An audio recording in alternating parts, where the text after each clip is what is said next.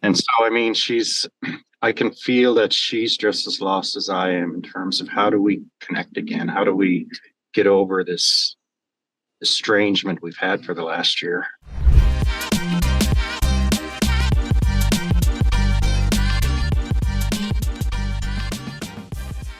All right, awesome, John. So, kind of just tell me what's going on in your relationship.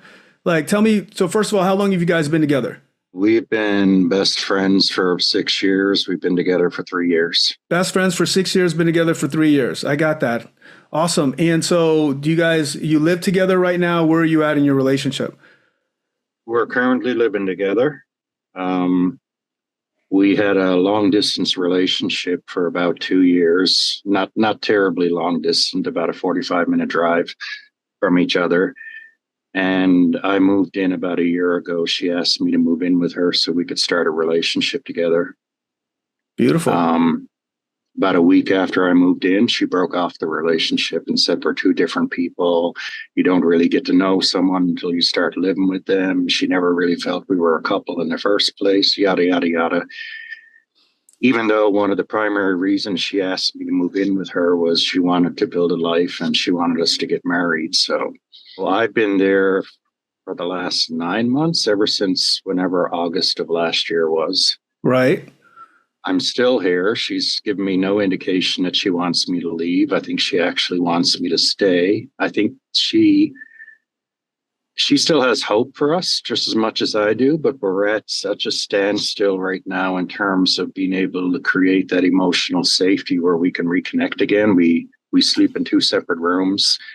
We kind of go about our day like two ships in the night, passing each other. So, are you guys still back in that? Are you still best friends? Are you still in that best friend mode? Or how do you feel the relationship is as far as that's concerned? I feel like we still look at each other as best friends. It's just really hard for us to communicate. A lot of our communication is very short and curt, almost like stonewalling. But there are moments where we do actually connect and we spend an evening together and we have a great time and we laugh. And the thing I'm looking for help with is, first of all, I bought your book. It's a fantastic book. I've really Thank you. studied on eliminating oxytocin and creating positive hormones. And I think I've achieved that. There's no ill feelings between us. There's no toxicity between us right now. It's just a complete mutual loss as to how to connect together again. And when we do connect, I find it's great. But then somewhere along the lines, Mario, we lose momentum. So we can have a wonderful evening together and then not speak to each other for 4 days and then go back through that Like cycle ships again. passing in the night, really, in the same house, and you don't talk to each other for 4 days. Yeah, not that we don't, and it's not a standoffish thing. She just does her own thing and tries to. Well, she's got two children that live here, so she's a busy mom, Right. and she How old are her focuses on. children? One of them is 10, the other is 16. Okay. So she focuses on them, and I totally respect that. I've got two kids myself from a previous relationship, which I make all the time for in the world. I think what happens is we start to bring down some of these walls and we start to reconnect, and then she gets cold feet and she pulls away again because she almost realizes we're starting to get close again and she stops herself. And we're going through that vicious cycle of this stop, start, repeat for the Well, last let me two. ask you a few questions, okay, John, so I can kind of get a feel for like what's really happening, because I feel like you kind of got an idea. And thanks for picking up the book and reading it, because it really does make a difference. It sounds like you guys are dealing with two things, really. It doesn't sound like there's toxicity in the relationship, just like you said. I think you're right on about that. So, out of the three that we've got to do in a healthy relationship, we've got detoxification, which you don't have that issue. But then there's triggering happy hormone, and then there's triggering attraction, right? And it sounds like those two are actually what we're dealing with more than anything else. So you've had this friendship that, you were friends before you were lovers. And then the last 3 years, now you've got this situation where you're not, there's that love where you have, and it seems like you're still friends. You still hang out, you still do some things from time to time, but you're now just roommates, basically, or housemates. Is that about right? Yeah, and obviously you love this woman, and you want to spend the rest. You obviously want to spend the rest of your life with her. That's what I'm actually hearing from you. Inside of that, you want your best friend back, but you want the more than the best friend that you had with her in the beginning. Is that right?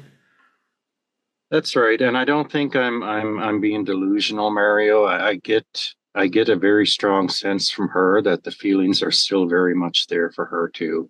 Yeah. Um, she's always curious when I go out, how long are you going to be? I'm just worried about you. Make sure you drive home safely. She'll say and do things that just kind of literally surprise me. Like she'll send me a picture or a video we took of each other 2 years ago when we were happy, and she'll say something along the lines of, "This was a wonderful night, wasn't it?" Yeah. And so, I mean, I can feel that she's just as lost as I am in terms of how do we connect again? How do we get over this estrangement we've had for the last year?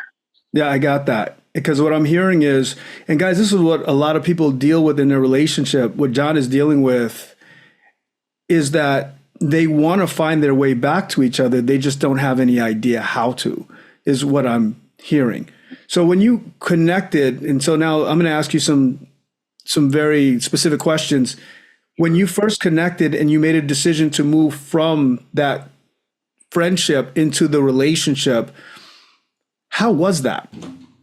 Like what? So was there an attraction there? Was a physical attraction there? Was there never a physical attraction that was present? Talk to me about that. I can get into it, Mario. It's a very unique story. We didn't meet typically like most couples would have met. Um, she was Hold on, John. I want to stay really pointed because we're gonna, if like literally, we could spend hours and you'd be right about it, and I would want to hear all of that, and then we don't have that time, so I'm gonna be like super super pointed inside of it. So, did you guys have that? Did you have that sexual attraction in the beginning when you went from friendship into the relationship? totally. Yeah, it was present. There was present. All right, good. So there was sex. It was present. And did she tell you exactly? Has there been anything that she said to us specifically about what it is that seems to be off for her? Um, I think I moved in with a sense of anxiety, being a move in and kind of uplifting my life and moving in from one town to another to be together.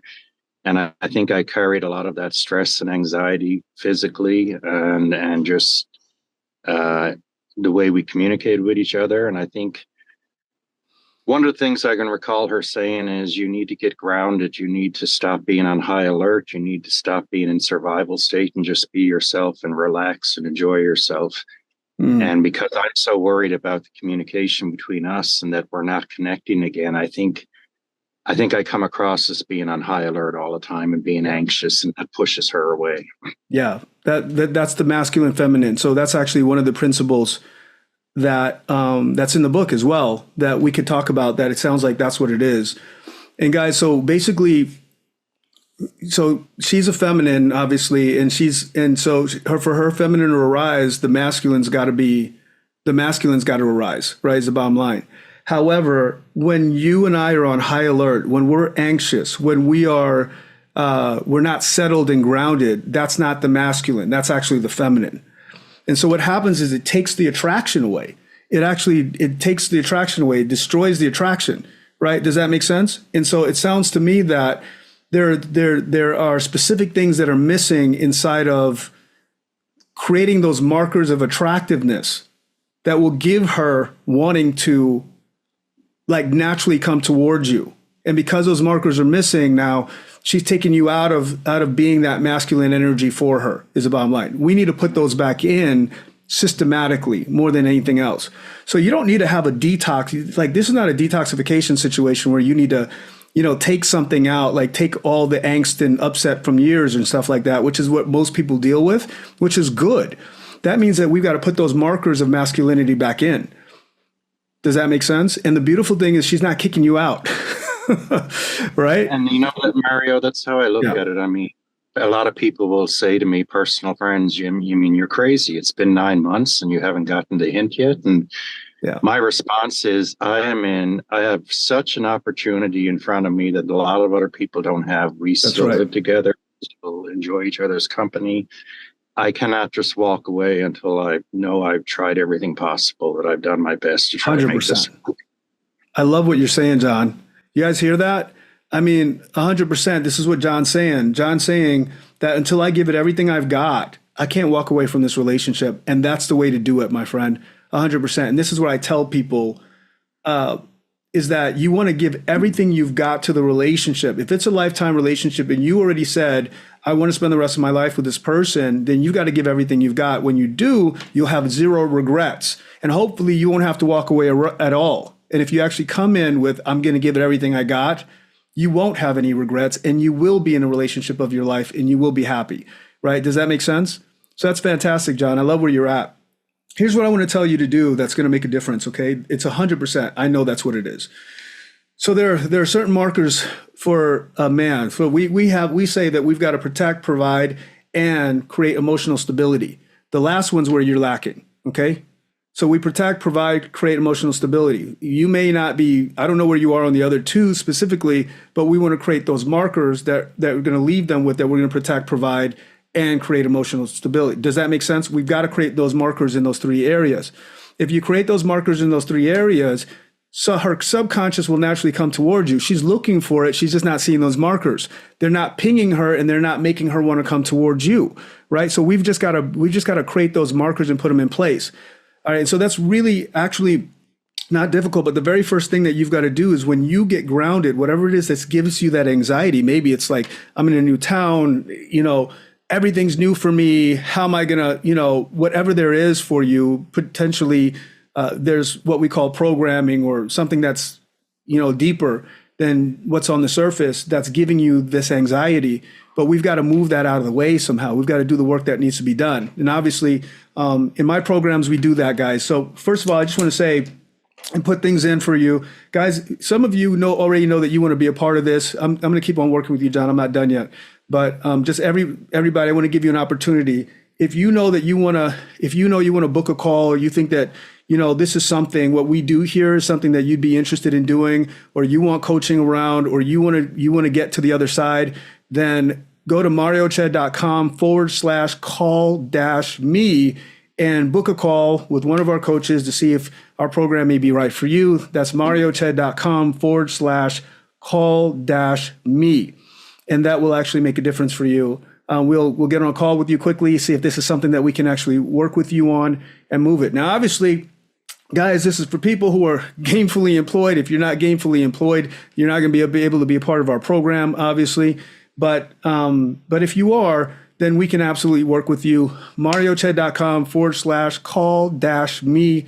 Go to that link right now. Get on a call with one of our coaches, and we'll walk you through and help you get to the other side. All right, so John, getting back to you, okay? So here's the thing is that, so now let's talk about those markers, those things. So first of all, those first two, you're going to know whether that's in place or not. All right, that's the protection and provision. Real simple, really clear, right? But those markers are missing. I heard the third marker is missing for sure. Emotional stability. That emotional stability has got to be in place. Guys, when I say emotional stability, what I'm actually talking about specifically is this. I'm talking about, like, for instance, if you're someone who has a temper, you're not one of those people, John, inside of your relationship. But if someone's got a temper, your partner comes at you, you're a reaction to your partner, and you fly off the handle or whatever. Guess what? You do not have emotional stability. All right. And as a man or as a masculine energy, you cannot do that. It's just one of the things we can't do. If you find yourself constantly fighting, or she's able to take you off your game or take you out of your stable, that place of stability, your relationship will not work. You're going to have issues, is the bottom line. If you're somebody who's not sure of himself or constantly sitting in doubt, not that you can't have doubts and fears, because we all have them, right? But if you are sitting in there and that is your default position and that she's seeing that constantly, guess what? You will not be known as the masculine energy in that relationship. So those are the things that cannot be. And if you have those in place, you're going to wreck. It's going to wreck your relationship. It's going to take away the attraction. Does that make sense what I'm saying? And so here's all you got to do. This is what's so funny about the subconscious is that literally as you start to put these markers in place, you're going to shift. It's going to shift literally how she's being with you, and you're going to watch her come towards you inside of this. And that's what I want you to actually do. Look for these markers. How can I put these markers in? As you begin to put these markers in, these things in, you'll see her naturally. You're going to see what we call IOIs, all right, which are indicators of interest. All right. You're going to see her start coming towards you without even knowing that she's coming towards you or wanting to come towards you, or without consciously making a decision to come towards you. And that's how your relationship is going to begin to shift. This is how you're going to know that you're putting those in. I dare say, and I believe that that's what's really missing in your relationship. You're missing that part of it. And so we've got to take out those things. You're not allowed to bring that anxiety to the table with her. You're not allowed to bring that to the, and I'm sorry, that's just the way that it is. You got to have another support group or another system to be able to bring those concerns or whatever you're dealing with inside of your anxiety. You cannot bring that to her. If you bring that to her, she's going to be left with you being in the feminine, and that's what's happening inside of your relationship right now. Does that make sense? It totally does. Yeah. This is easy. Months looking for information on masculine, female, feminine polarity, and there's not a lot of coaches out there that even touch the topic. It seems to be non-existent for most people. And I knew like 3 months ago that I kind of sensed that was the issue, and I've been looking for help into how to work on that and turn it around. It's actually simpler than you think. All right. So, first of all, we're 100% here. If you want to get on a call, we got your back. But I really think your situation's a lot easier than you think it is. If you didn't know what this was, then it would be a lot harder. But I think we really identified what it is, and we're going to start seeing those IOIs show up in the relationship. Does that make sense? Those indicators of interest. If you begin now to ping, I think you're making some mistakes. And I think that's what's happening more than anything else, is that one of the mistakes you're making is that you're projecting, or you're allowing her to see that anxiety, that not stability in your emotional being. And that's got to stop. You got to take that out. I think I agree with you, Mario. I think that though I have made a lot of improvement with that over the last few months, because I'm very even keeled now, very stable in terms of emotions and things, to the point where I've seen her start to draw into me. And I've seen her reach out to me and initiate. The thing I'm a little bit confused by is she does that, and then we'll go through a long period of time where she pulls away again. So I'm not sure what's causing her to be so nervous or so worried about how close she's getting to me, right? So that's something I have to pinpoint too, right? Well, yeah, I think that's the key is, number one.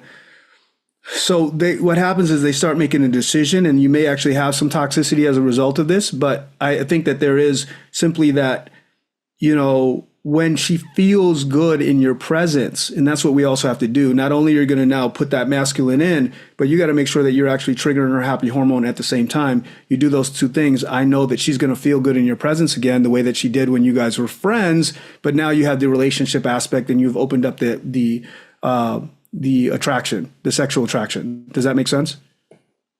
Yep. You got this, brother, is what I want to say. Look, just check in. Here's what I want to do, because I know this is going to make a difference for you 100%. If you're interested in working with us, of course, go to marioched.com/call-me, but put your information in, because I want to follow up with you. And I want to know where you're at, because I know that this is going to make that, like, literally we've just pinpointed the exact thing. You know that story about, the factory in India, and they had a factory in India, and the whole factory stopped running, and they didn't know what happened. And so they called a technician, and the technician comes in, and the technician, he puts a screw in, or he shifts something really quickly, and it takes them 10 minutes. Then he charges them $10,000. Right.